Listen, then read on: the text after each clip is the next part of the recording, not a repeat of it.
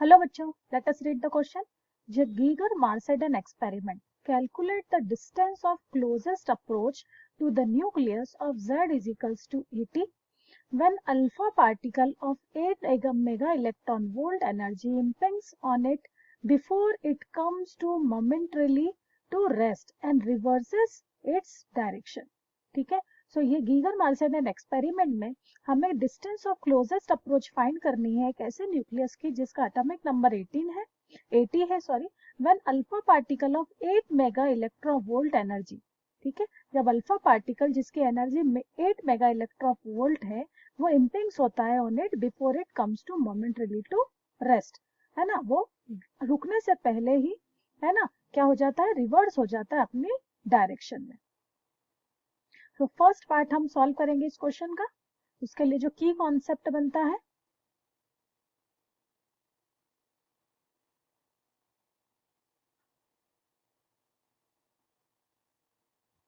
की कॉन्सेप्ट है हमारा formula of distance of closest approach.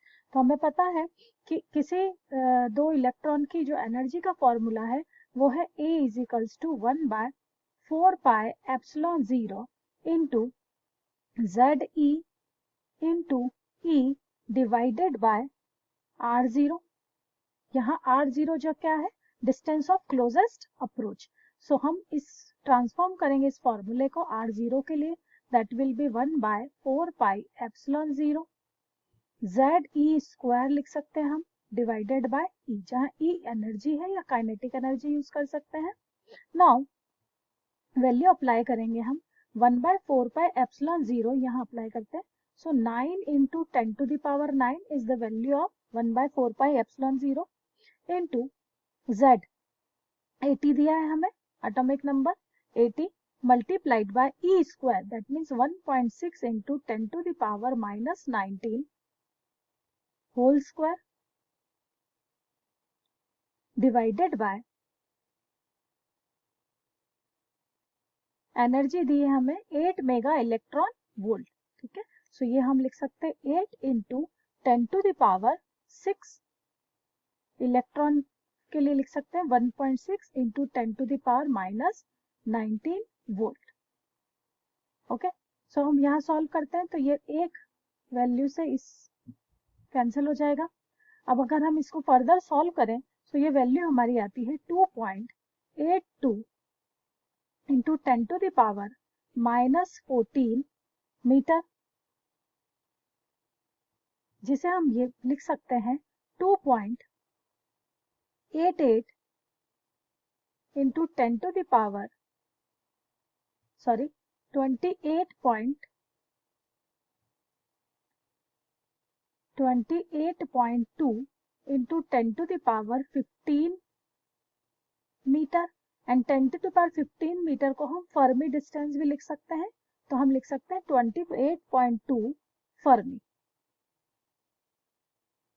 तो ये हमारा रिक्वायर्ड आंसर है किसका, डिस्टेंस ऑफ क्लोजेस्ट अप्रोच। चलिए, now just we read the second part of the question.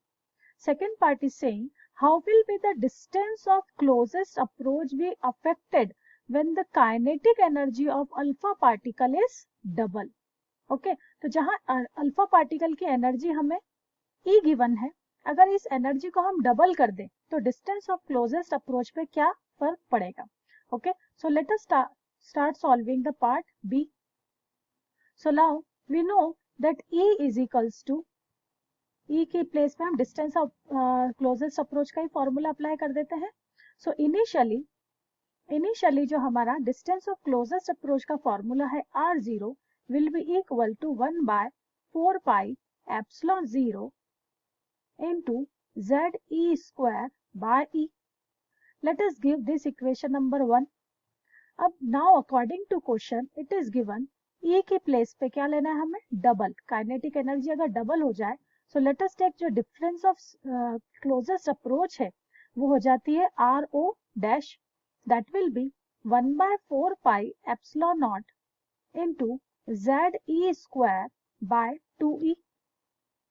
Let us give this equation as equation number 2. Now let us divide equation 1 by equation 2. This will gives us R0 by R2, R0 dash is equals to 1 by 4 pi epsilon 0 Z E square by E divided by 1 by 4 pi epsilon 0 Z E square by 2E. Everything will get cancelled. So now we have R0 by R0 dash is equals to 1 by 2, that is 2, or we can say that 2 by 1. So we can clearly see over here that R0 will be equal to 2 into R0 dash. ठीक है, तो जो distance of closest approach है वो twice होगी, और अगर हम, है ना, R0 डैश की, और अगर हम ऐसा लिखना चाहें, so new distance of closest approach will be half times of old one. Okay, तो अगर हम एनर्जी को, काइनेटिक एनर्जी को डबल कर देते हैं तो जो डिस्टेंस ऑफ क्लोजेस्ट अप्रोच होगी वो ओरिजिनल की हाफ हो जाएगी. So that is, we have solve the second part of the question. Now in the third part of question it is said the ground state of energy of a hydrogen atom is minus 13.6 electron volt. If an electron make a transition from the energy level 0.85 electron volt to minus 3.4 electron volt, calculate the spectrum does his wavelength belong. ठीक है, कि जो hydrogen atom की ground state energy है वो हमें given है minus 13.6 electron volt. ठीक है, तो हाइड्रोजन की ग्राउंड स्टेट एनर्जी जब हमें गिवन है, if the electron makes a transition, तो अब ये अगर इलेक्ट्रॉन, ठीक है, ट्रांजिशन करता है, मीन शिफ्ट होता है, कहाँ से, फ्रॉम द एनर्जी लेवल 0.85 से माइनस और 3.4 तक. ठीक है, तब क्या वेवलेंथ जो होगी, ये स्पेक्ट्रम जो है किस वेवलेंथ को बिलोंग करेगा. तो चलिए यहाँ पे इस क्वेश्चन को सॉल्व करने के लिए जो की कॉन्सेप्ट बन रहा है वो हम पहले लिख लेते हैं. We are solving the third part of the question C. So once more time I will write key concept. So इस क्वेश्चन को सॉल्व करने के लिए जो हमें एनर्जी लेवल है ना, किसी भी ऑर्बिट का एनर्जी लेवल है ना, वो क्या होता है, minus 13.6 into Z square by N square. किसी भी ऑर्बिट का एनर्जी लेवल को फाइंड करने के लिए दिस इज द फॉर्मूला. यहाँ पर Z एटॉमिक नंबर है और n जो है ऑर्बिट शेल का नंबर है, KLM फर्स्ट ऑर्बिट है, सेकेंड ऑर्बिट है, एंड सो ऑन. ठीक है, सो फॉर हाइड्रोजन एटम हमें पता है हाइड्रोजन एटम में एक ही इलेक्ट्रॉन है और ग्राउंड स्टेट बोला है, मतलब फर्स्ट ऑर्बिट है, so n is equals to 1. And Z एक इलेक्ट्रॉन होता है, मीन्स उसका एटॉमिक नंबर 1 है, तो हम Z इज इक्वल्स टू 1 ले सकते हैं. So electron energy for hydrogen atom will become minus of 13.6 only. So यहाँ मैं हाइड्रोजन लिख सकती हूँ इसको, एनर्जी फॉर हाइड्रोजन एटम.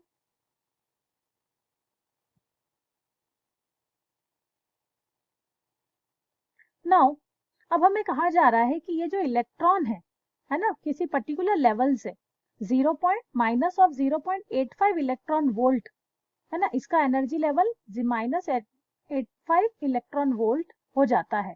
तो अगर इसका एनर्जी लेवल ये है तो वो किस ऑर्बिट में है. ठीक है, तो अब यहाँ लिख सकते हैं. नाउ मान लिया कि energy level of A is given, इस कंडीशन को ए कंडीशन ले लेते हैं. So E A will be minus 13.6 divide by N square, क्योंकि z तो 1 ही रहेगा. ठीक है, so E A is given that 0 minus of 0.85 is equals to minus of 13.6 divided by n square. Therefore this will become n square, या मैं इसको n a square लिखती हूँ. So n a square is equals to minus of 13.6 divided by minus of 0.85. That will give us, division है ये, इसके 16 के equal है, therefore value of n will become 4, means fourth level से, ठीक है। और वो किस में आ जाता है, 0.85 से कहाँ आ जाता है, माइनस ऑफ 3.4 इलेक्ट्रॉन वोल्ट पे। तो अगर एनर्जी लेवल ऑफ सपोज किसी बी शेल के लिए एनर्जी लेवल हमें फिर से लिखेंगे 13.6 डिवाइडेड बाय एन स्क्वायर के इक्वल होगा, जहां ई बी हमें minus of 3.4 is given, that will be equal to minus 13.6 divided by n B square. Therefore orbit जो बी कंडीशन के लिए जो ऑर्बिट होगा that will be equal to minus of 13.6 divided by minus of 3.4। Further when will divide we will get n B square is equals to 4, that is, है ना, that will be, n B की value आ जाएगी 2। सो यहाँ N A, है ना, first time में orbit जो था फोर्थ से फोर्थ लेवल पे था और कहाँ आ गया, सेकेंड लेवल पे। तो जब फोर्थ से सेकेंड लेवल पर अगर इलेक्ट्रॉन क्या कर रहा है, नीचे की ओर आ रहा है, सो उसकी वेवलेंथ कैसे फाइंड करते हैं। सो हम वेवलेंथ फाइंड करने के लिए हमारे पास फॉर्मूला है, by the using the value 1 by lambda is equals to Reynold number 1 by n B square minus 1 by n A square. Okay, so therefore we can write 1 by lambda is equals to, Reynold number की value है 1.097 multiplied by 10 to the power 7. We will write over here 1 by 2 square minus 1 by 4 square. That will further give us 1.097 multiplied by, when we will solve it, this will become 3 by 16. इसे solve करने पर जो value आती है ना, so lambda की final, this is 1 by lambda, तो lambda की फाइनल वैल्यू आती है 4.86 इंटू 10 to the power -7। तो ये हमारी रिक्वायर्ड वेवलेंथ है, ठीक है। तो किस वेवलेंथ को बिलोंग करता है, अगर वो फोर्थ से सेकेंड लेवल में ट्रांजिट कर रहा है तो ये कौन सी वेवलेंथ को बिलोंग कर रहा है, 4.86 into 10 to the power -7। Okay, और ये अगर फोर्थ से सेकेंड में जा रहा है ना इलेक्ट्रॉन, तो हम कह सकते हैं ये कौन सी सीरीज को शो कर रहा है, ये बाल्मर सीरीज को शो कर रहा है, को बिलोंग करता है। So over here we have solved all these 3 questions. First question का आंसर है डिस्टेंस ऑफ क्लोजेस्ट अप्रोच, जो हमने 28.2 फर्मी फाइंड करी। सेकेंड में हमने रिलेशन डेवलप किया कि अगर काइनेटिक एनर्जी डबल होगी, ओके, तो जो डिस्टेंस ऑफ क्लोजेस्ट अप्रोच वो ओरिजिनल से हाफ हो जाएगी। एंड थर्ड में हमने वेवलेंथ फाइंड करी, एंड साथ में वो किस सीरीज को बिलोंग करता है वो हमने देखा। So I hope this is clear to you student. Thank you.